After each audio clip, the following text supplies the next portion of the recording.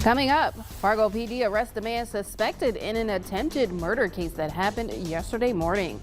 And prosecutors are planning to appeal the overturned death sentence for a Minnesota man. Plus, a Jamestown family with close connection to Ukraine speaks out on watching the turmoil unfold from thousands of miles away. Valley News Live at 10 starts now. This is Valley News Live at 10. New tonight at 10. Good evening. Thanks for joining us. I'm Nishay Taylor. The University of North Dakota Police Department says 2 people were shot at with a BB gun near campus. The incident happened around 12:45 this morning near University Avenue and North Columbia Road. The suspect vehicle is described as a dirty white car driven by a man. Both UNDPD and GFPD say they searched the area attempting to locate that vehicle but were unsuccessful. Authorities say both victims declined medical treatment. Now, if you have any information regarding this incident, you are asked to call UNDPD at 701-777-3491. Grand Forks police say they responded to a collision involving a pedestrian this morning on 42nd Street North just before 9 a.m. Authorities say a vehicle was traveling south on 42nd Street as the pedestrian was walking on the side of the road and was hit by the vehicle's side mirror. The pedestrian was taken to a local hospital to be treated for non-life-threatening injuries.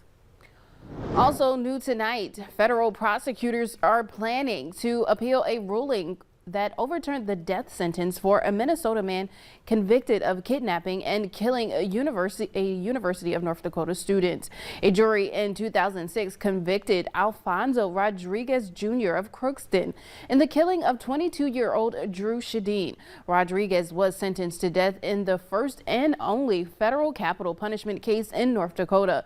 On Thursday, prosecutors filed a notice challenging the ruling by Judge Ralph Erickson, who oversaw Rodriguez's trial.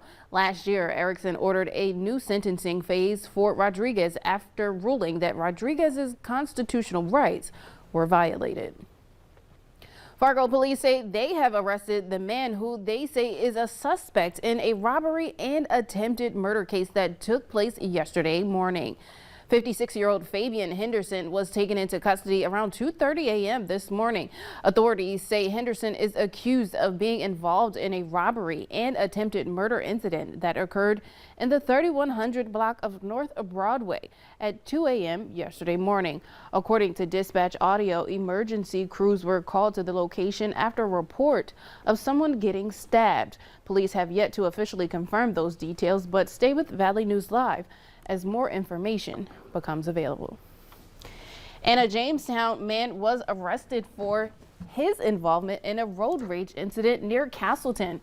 Authorities say they responded to a call shortly after 4:15 this evening about the incident involving a car ramming an SUV numerous times on I-94. Now, after executing a traffic stop, law enforcement identified the driver as James Buchanan of Jamestown. Buchanan was arrested and is facing several charges, including reckless endangerment, driving under the influence, and for carrying a concealed weapon. Blowing snow plagued parts of Minnesota this afternoon. Minnesota State Patrol troopers responded to a rollover crash involving a pickup truck on Highway 210. Authorities say the truck was hauling 2 snowmobiles on a trailer. They say there were 2 people in the vehicle at the time, but none of them were hurt. The old Kmart building on University Drive is coming down. Crews are expected to begin demolishing the building starting tomorrow. Beyond Shelter has plans to build elderly low-income housing on the west side of the lot.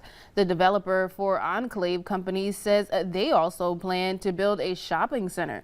Company officials say they hope to break ground on the residential buildings by this summer and to wrap up the project by next fall. Governor Doug Burgum and more than 24 other Republican governors are calling on President Joe Biden to increase U.S. oil and gas production in an effort to restore energy independence, protect consumers, and help U.S. allies. They're calling on him to remove his bans on new oil and gas development on federal lands and building the Keystone XL pipeline. Their statement reads in part, "We can protect our national energy security and sell to our friends rather than buy from our enemies, specifically Russia." In addition to Burgum, the statement was signed by 25 other governors, including Alabama, Florida, and Georgia. President Biden is making a change to his Buy American rule to boost domestic manufacturing. The rule will now require any products purchased with taxpayer money to be made with 75% U.S. materials. Now that's up from the current requirement of 55%. Companies will have time to adjust their supply chains. The full level does not go into effect until 2029. As the Russian invasion of Ukraine continues for the 11th day, the situation on the ground there is growing increasingly dire, and the Ukrainian president is calling for more assistance. Cole Higgins has the latest. More than 360 civilians killed and many more injured by Russian forces as they try to escape the destruction underway in Ukraine. The UN says the real death toll likely much higher. What are they trying to achieve? To bring us to our knees? On Sunday, constant heavy shelling north and west of the capital city, Kyiv. The Russian military bombarding a checkpoint for civilian evacuations, leaving at least 2 children dead, according to Ukrainian authorities. They are preparing to bomb Odessa. This will be a war crime. This will be a historic crime. Amid new fears that Russia will soon expand attacks to more major Ukrainian cities, President Volodymyr Zelensky making an urgent appeal to political leaders around the world. If you don't at least give us airplanes so we can defend ourselves, the only thing we can think is that you also want us to be killed slowly. U.S. officials confirmed the White House is in talks with Poland on the possibility of backfilling their fighter jets so that Poland can give their Russian-made jets to Ukraine. And now the U.S. is looking at new paths to stop the Russian onslaught. Today, Russian oil and gas smells Ukrainian blood. So instead of donating money to us, just stop buying it. We are now talking to our European partners and allies to look in a coordinated way at the prospect of banning the import of Russian oil. I'm Cole Higgins reporting. Several lawmakers from both sides of the aisle, including House Speaker Nancy Pelosi, have publicly said they would support a ban on Russian oil imports to the U.S. Ukraine and Russia will hold a third round of talks about ending hostilities on Monday, according to negotiators. Pope Francis is calling for peace, negotiation, and common sense to prevail in Ukraine.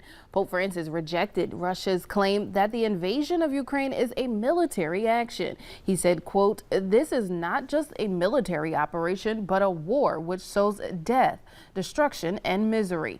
Pope Francis called for humanitarian corridors to be safely opened and for humanitarian aid to be allowed to flow freely. While the world watches the events unfold in Ukraine with Russia's aggressions, the impacts are being felt by many families right here in the Valley. One Jamestown family is trying to remain calm as they witness the conflict unfold from many miles away. Valley News Team's Aaron Walling shares how this family is feeling during these difficult times. It's really difficult seeing and hearing all that and being far away. This is the voice of Lena Kessler, a Ukrainian woman living in Jamestown who did not want to appear on camera.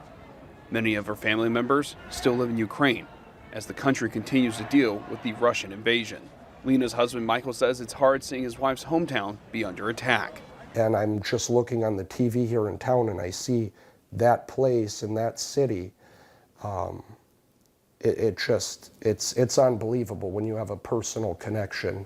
You know, you always see these things on TV all around the world, and it's something you can understand, but when you actually have been there and you recognize the place, it's a different impact. And the couple says there has been a whirlwind of emotions watching the events unfold from more than 5,000 miles away. Some people may say that it's easy for me to talk while the bullets are not flying over my head.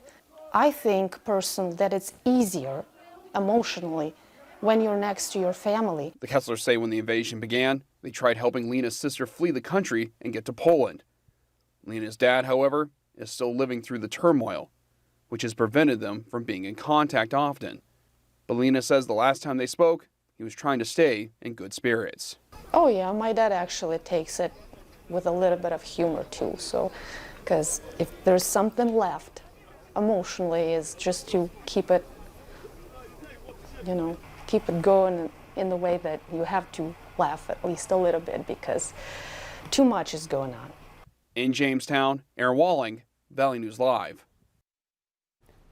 Later on Valley News Live at 10, the Fargo community came together to show their support for Ukrainians.